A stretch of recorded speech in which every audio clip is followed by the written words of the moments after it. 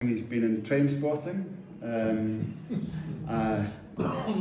only a game of course, and when the BBC made Archie part of the Sporting Icons series, I noticed that it was narrated not by a normal football person but the pop star Katie Tunstall, so that's how iconic this man is. But I think he started 64 years ago in journalism. Yeah, 62. Well, before that I was the headmaster of a school just outside Glasgow, and in a place called Swinton, which is near Baillieston.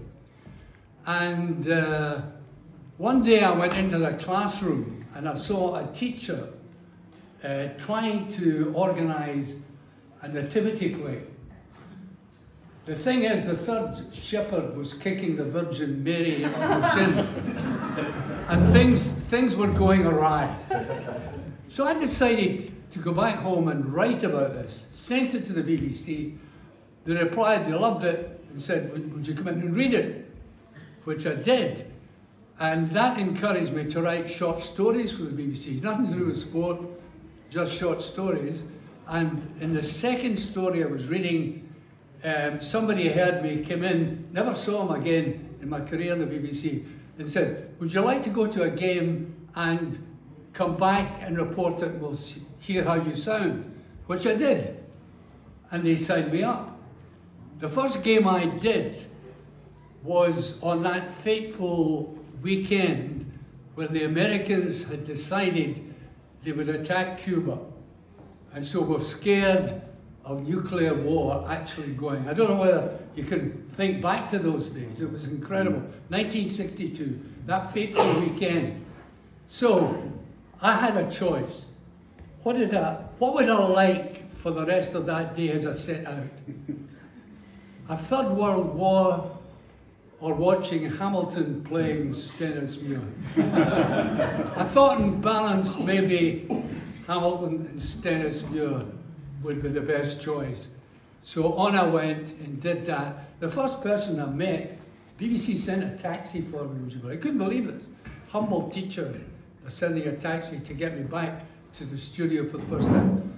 First person I met coming out was a man who said to me, are you doing this for the first time, you've been told? And I said, yes, I am. He said, well, good luck to you for the rest of your life. Bill McLaren, the very famous rugby commentator, about whom I've talked almost reverentially about the quality of his commentaries, and which influenced me very greatly. And that was me starting. Just simply getting on with it. And the point was, I was working part-time for the BBC. I was still a headmaster. And I was doing so well with the BBC and being a headmaster that the BBC came to me and said, we'd love you to go to Lisbon, 67, and do part commentary with Kenneth Wolstenholme. And I thought, well, yes.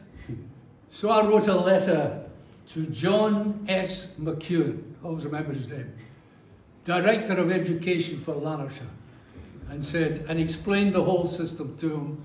Very proud, famous event. He sent a letter back, a 2-line letter.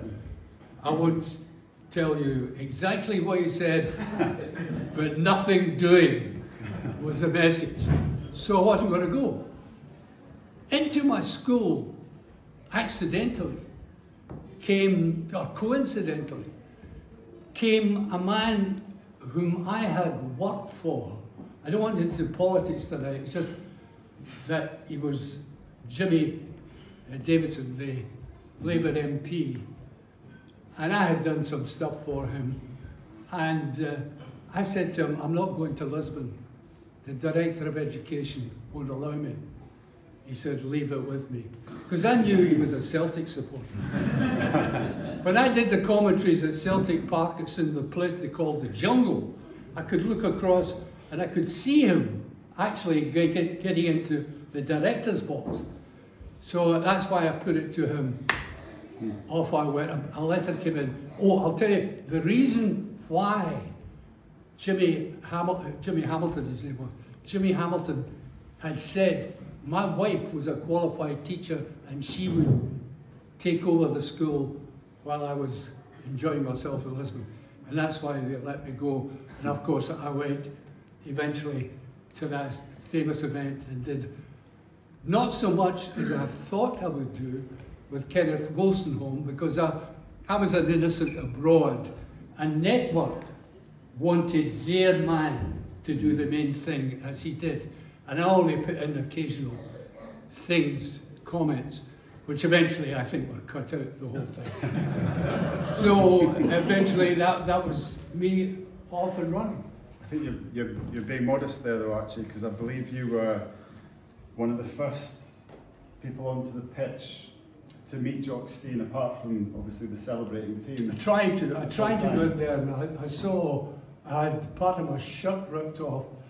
What the Portuguese had thought, the Celtic supporters had come onto the pitch, and they were carousing, and there were thousands of them. So this dark-skinned fellow came to me and said in halting English, "Mr. Macpherson, you BBC?" I said, "Yes." "Come to the public address system, please." I said, "Yes, of course. I want you to ask the Celtic supporters to clear the pitch." Can you imagine that? And I said, no. Well, I tried. I tried my best. Ignored me. I went on to the pitch to try and get him. Couldn't possibly get him. And Billy McNeil even couldn't get round properly to do the lifting of the cup. It took a long while to do that. But what it did do for me, I sensed this major factor, that you couldn't possibly do this part-time. You had to be professional. You had to be fully professional to do it properly, to get all the nuances, the people who made the game tick and so on. All that was very important. And I thought, no, I have to go. And luckily enough, a man called Alistair Milne, who was very famous in the BBC in London, he started all the great political programs in London, and they gave him the job as controller BBC Scotland. And he phoned me one day and said, "Come in and see me," offered me a job, and I couldn't really turn it down. And that was me with the BBC from the year after 67, 68. I mean, my career has been as a print journalist, and it's very important to my side of the business to develop relationships with people, with managers, with players. And I think perhaps in the modern age it's not so important for broadcasters, but that wasn't the case when you were in your prime. I mean, you had a very close relationship with Jock Stein, didn't you? Yes, I did. It wasn't a very happy relationship to start with, because Jock Stein believed that the BBC was run by Glasgow Rangers football club. And you couldn't convince him otherwise. Was he right? Well, let's put it this way. The head of the BBC at that time, and the man is now gone, so maybe you think I'm being a bit callous talking about him in that sense. He was very pro-Rangers. It's not so much being pro-Rangers, it was definitely anti-Celtic in a very positive way. And Stein, being one of the wisest men that I've ever come across in the game, knew this. He didn't need to be told about it. He knew it. He could feel it personally. So one day, I'm sitting in Pittodrie, the vestibule in Pittodrie, for an evening game. And in came the Celtic team led by Jock Stein. He was first off the bus. And as he passed me, he shouted at me, and this was his habit in those days. He would shout something at you and then walk on. You couldn't reply. It was just a statement, an assertion, and you were gone. And the thing he said to me, "Do not send Alistair Alexander back to Celtic Park ever again." And then he swept away. You're like, and I thought, this cannot go on. So, without Peter Thomson's knowledge, I went to Celtic Park. and I asked to see Jock Stein. And it was after training. So they told me to go into the boardroom and wait. And in he came in that famous black tracksuit with the mud all over it, coming from the field of turmoil of training. And he looked at me, he was quite shocked. I said, "What are you doing here?" And I said, "Well, look, I have to be honest with you. We cannot go on like this." And then we started to talk. Then he said a strange thing to me, which I've quoted in one of the books I wrote. He said to me, "If you want to go on in life, in football and in broadcasting, you have to be close to us because we're going places." And that was the start of his 10 in a row, 9 in a row, and so on. And he said that as a practical man, not as somebody who has been trying to address the possibility of somebody hating his club, but just, you be with us. And that was it. So, without Peter Thompson's knowledge, and remember he was the boss, I said to Jock that day, I said, "Scotland are playing in midweek. How would you like to come in and sit with me and analyse the game?" And I'm saying to myself, "My God, I've asked the man in. The boss doesn't know this, Pastor doesn't know." So I went back to the BBC, and in casual conversation, I said, "Oh, by the way, Jock Stein's coming into the studio on Wednesday night to do the Scotland game." And so he did, and Peter just opened his mouth wide. And that was it. That was Celtic back into the embrace of the BBC. And that relationship with Stein carried on and on and on. Right through his career, I went all round the country with him, talking at different clubs and so on, and got to know him. And he was telling me things I wouldn't even tell a soul now, and so on. All that was very good. So one day, there's a man called Jim Rogers, who was a busy bee in Scottish journalism, buzzing around everywhere, knew everybody's inner thoughts, was a gossiper and so on, but was useful and was used by people because he was useful. He could make contacts.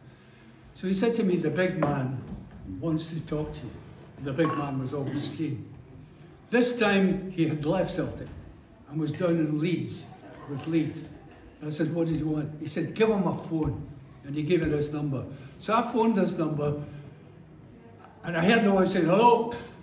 And in the background, I could hear something that was important to Jock Stein's life. It was a commentator describing a horse race. And he had obviously put money on a horse. And that's what he did when he wasn't watching football. He was a big gambler and so on.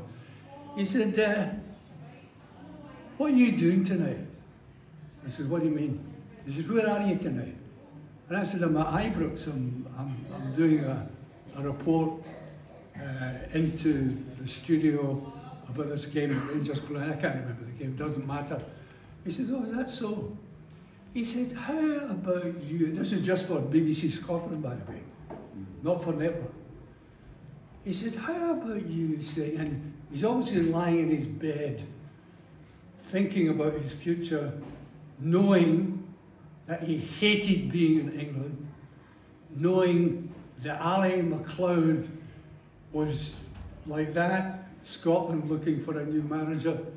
And he says, "How about you saying, Jock Stein would be interested in the Scotland job and all the SFA," well, he said, "Look, you know how to use the words.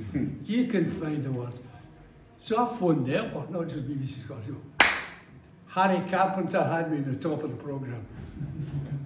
There I was, and all I said is, I can remember the words.